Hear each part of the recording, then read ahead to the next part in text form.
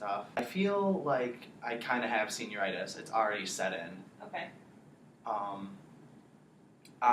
Up until last semester, I have been a 4.0 student. Classes, in my defense, classes were way easy until last semester, so I guess it's pretty understandable. Right now I have a 3.95. Okay. But I'm just kind of dropping off the face of the earth now. The face of the earth. Yeah, I had, for example, I had a test last week, and I didn't really study like I usually would. Definitely not like I should have. And I went through, grades went up last night, and I checked, and I got an 81, which, okay, that's a solid B, that's cool. Right. And I don't have a problem with it, but it's like, I know I could have done better had I just taken the time to study. And then, like, it's in Damon's class, the head of the psych department, so that also, I want to do better. He's going to have to write me letters, and I want to actually put forth a good effort, so, okay. I get an honest and good letter. So his impression means something to you. Yeah, especially, being, like, the chair of the department and taking classes with him, because he's got some, I don't know, he's very... Influential? Yes, very powerful, influential. Okay. And, like, I got an 81 on the last exam, which still isn't bad. I mean, at least I'm consistent. But I would have liked... this pretty much seals me into, like, a B plus for the class, because we only have one more exam. It's the final. But, I don't know. Like, obviously, the A would have been nice. So you feel guilty because you know you could have had the A, but you're most likely in a B for this class. Yeah. I mean, guilty is a good way of describing it. It's not... I don't feel guilty for... I don't know how to explain it. I don't feel guilty for getting the 81. Like, I don't feel guilty for not studying. I feel guilty for maybe not achieving what other people thought I could, or what I know I could have done. Okay, so your own expectations and other people's expectations of you are affecting this. Yeah. Okay. Yeah, and it's like, you tell people you got an 81 and they're still, oh, that's a B, that's great. And especially at Clarkson, like, a lot of people fight to get Bs. Right.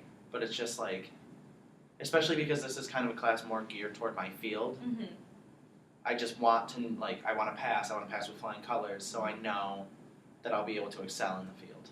So doing well in classes that are like this kind of secure your ability to feel like you'll be able to succeed in your future. It kind of builds up, like, a confidence. Right, okay.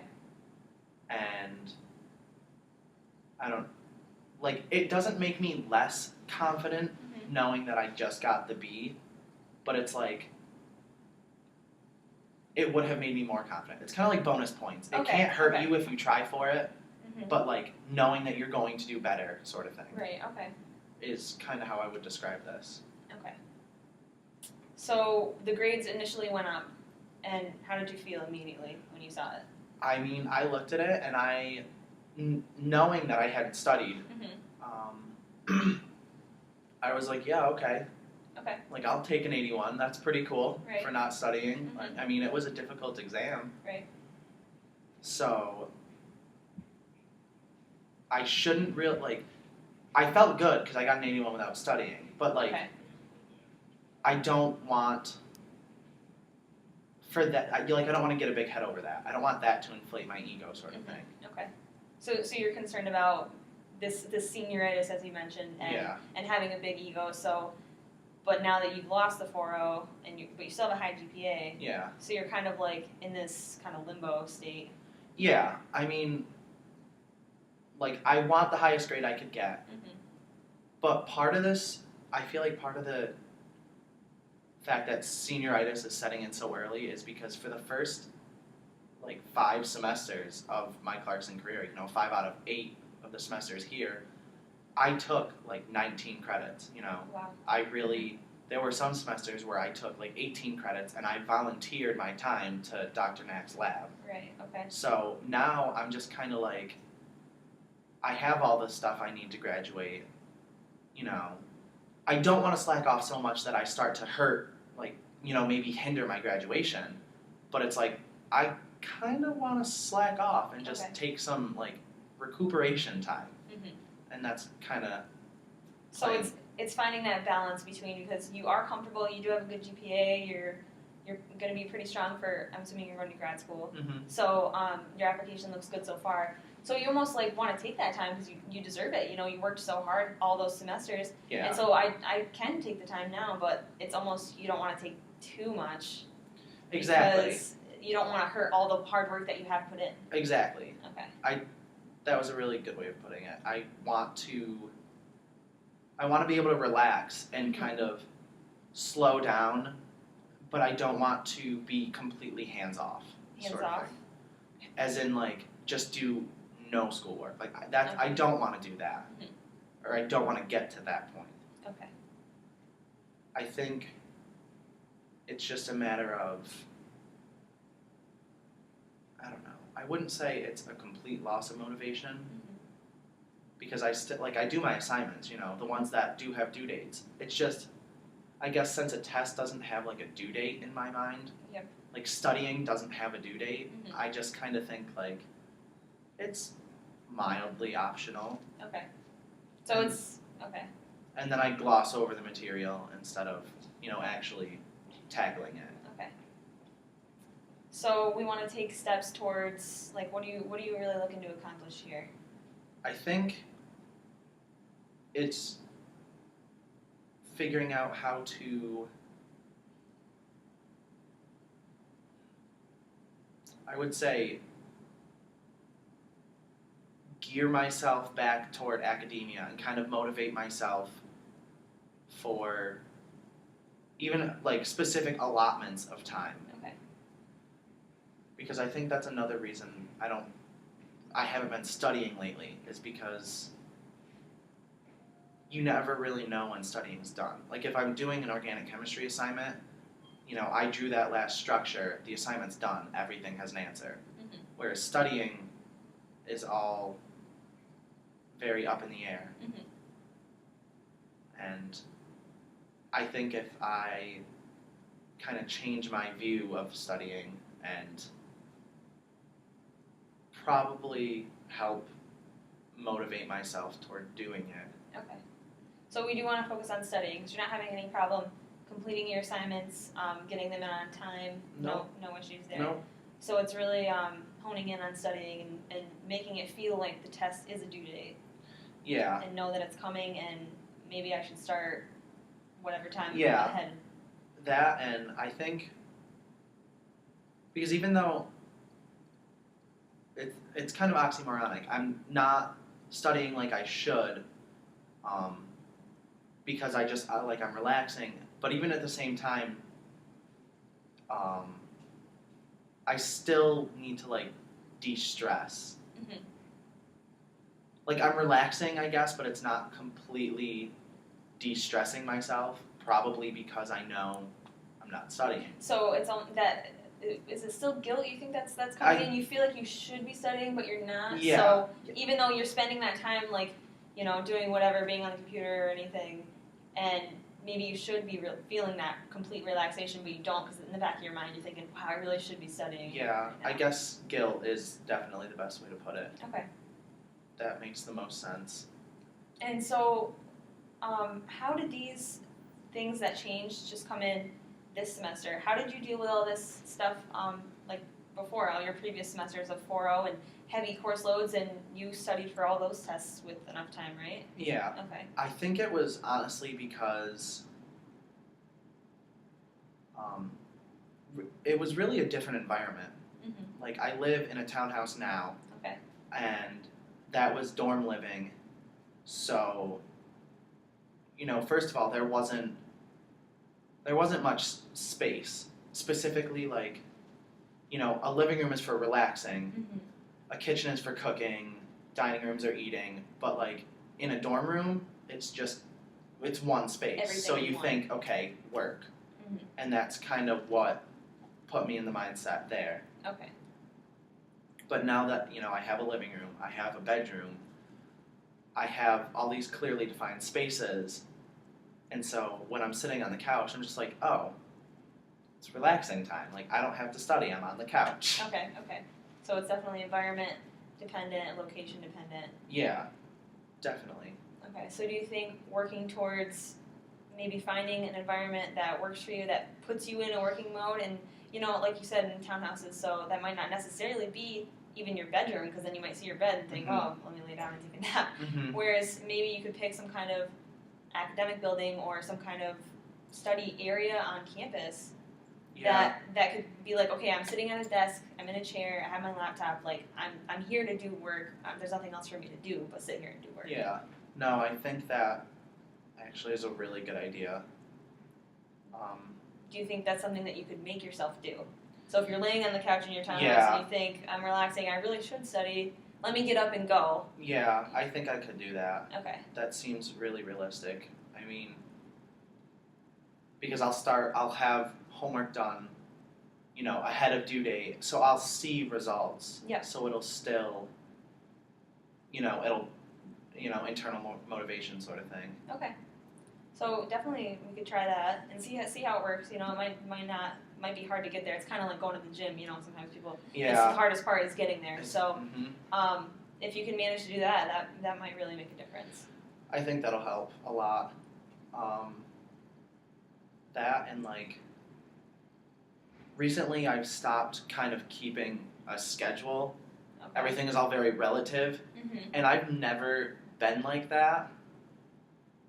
So, I think, I don't know, if I'm going to start figuring out times to go to the educational building to sit and study, getting a schedule would probably help me again. So that's maybe a step that you could take. Maybe do you have like a planner or a... Yeah, I have one. Okay. Do you use it? No, I don't. Okay. So maybe start using it if you feel comfortable and able to do that. Maybe grab your planner, and I mean that's what I do. I start for the whole week, and then at least I know those things that have to be accomplished for that day. So it could be any time during the day. It's not like you have every hour planned. Mm-hmm. So you have that little bit of freedom and that little bit of flexibility still in your schedule. But if you have at least things that I want to check off by the end of the day, then that can make you feel more accomplished. Yeah, I mean, even like a general to-do list like that, check them off by the end of the day, would definitely help, because at least then, I have a few solid lines of like X, Y, Z, like that's got to be done by 8. Yep. And then, that might help with your, the feeling of guiltiness when you are trying to relax. So if you only allow these certain tasks for the day, and you complete them all, then you're like, okay, well, I did everything I needed to do today. Now I can relax. Now I can relax. And now I don't have to, tomorrow's a new day, and I'll worry about everything for tomorrow then. Yeah. So that might help. Yeah. I think all of that definitely, I know all of that would help. Mm-hmm. Part of the other problem is, I'm more involved now in the actual writing of my thesis. Okay. So it's just this big looming project. Looming? That What do you mean by it's that? very daunting. It's like right now it feels much bigger than me. Mm-hmm. Because this is my requirement to graduate Clarkson. I've been working on this research since second semester freshman year. Wow. So it just seems like it's kind of umbrella-ing over like all aspects of my life right now. Okay. And lately, my general attack of action is to knock it out, a section at a time. Mm-hmm. Because right now I'm in the middle of writing the intro, and it's just a lot of references and writing and rewriting and like ideas that you have to string together. So that's kind of, honestly, I hadn't really thought about it until now. I think that's where this all kind of started, is because I had this huge project which only has, one date in mind, and that's May 5th when finals end. Like, that's when it's due. Okay. And then, like, when I thought about it, I was like, okay, May 5th, I'll have the paper done. But then I started to think, and paper has all these parts, so I should knock them all out, steps at a time. Right. And then as I started to lose focus of like each step of the paper I was knocking out, I guess I kind of just blurred all the other work into the confusion of non-existent deadlines. Okay. So even though it did have a deadline, it almost felt like it didn't because you were trying to work on it gradually? Is that what you're saying? Okay. Well, yes, but like, I mean, it has one deadline, and that's the beginning of May. But, with a thesis, and since I had it since January, you figure, have materials and methods done by January 23rd. Have such and such done by February 23rd. And as I started to lose sight of those little milestones, I think I just kind of, like, those milestones got blurry for my paper, and so did kind of the milestones of all my assignments. Because I'll find myself sitting down and thinking, like, well, I have a test Friday, I have this worksheet due Wednesday, then I have the thesis, and it's just, I kind of only dabble in each thing instead of sitting down and completing assignments, for one subject. Cut and dry. Okay. So I think as I started to, dabble in 4 subjects every night, everything all just kind of mushed, and now that is all carrying over. Okay.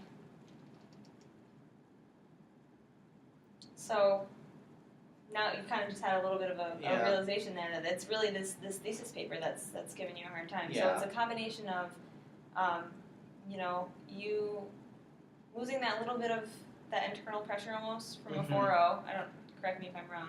No, that's plays a factor, and then so then you got your little bit of early senioritis coming on, even though you're only a junior, and all your other classes, and you can do average or even above average without studying. So it's almost like, why study? I should take that little bit of relaxation time, and then it's all these factors plus this big thesis paper that's due on May 5th, the end of this semester, and I mean this is a big portion of your graduation requirement. Like, why else is it important to you?